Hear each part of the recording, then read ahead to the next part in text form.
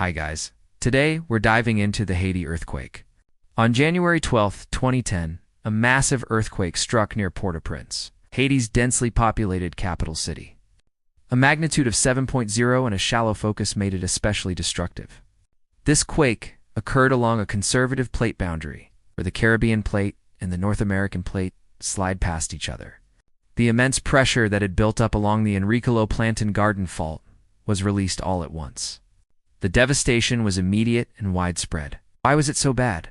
Firstly, the epicenter was close to Port-au-Prince, a city with over 2.5 million people packed into a small area. Secondly, the buildings were not designed to withstand earthquakes, and collapsed, trapping thousands of people. This is a classic example of how vulnerability, not just the hazard itself, determines the scale of a disaster. To really understand the tragedy, we need to look at why Haiti was so vulnerable in the first place. It is one of the poorest countries in the Western Hemisphere, with a huge portion of its population living on less than $2 a day.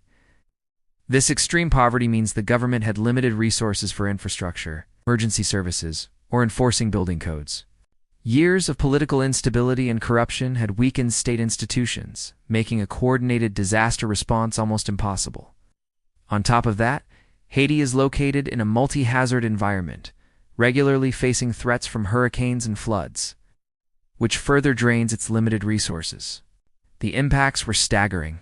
The official death toll was 316,000 people, with another 300,000 injured. 1.5 million people were left homeless overnight.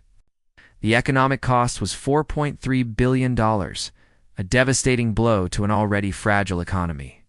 Critical infrastructure, including roads, the main port, communication lines, and even the presidential palace was completely destroyed. In the aftermath, the situation worsened. Overcrowding in makeshift camps with no sanitation led to a deadly cholera outbreak.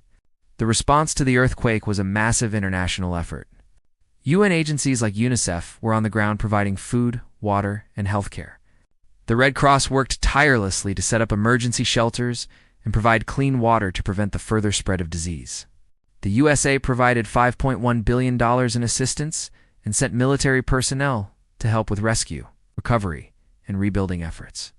The UK, Canada, and neighboring Caribbean nations also contributed funds, supplies, and logistical support.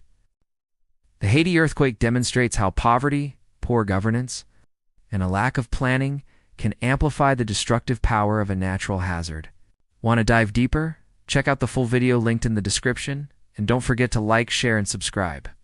Thanks for watching.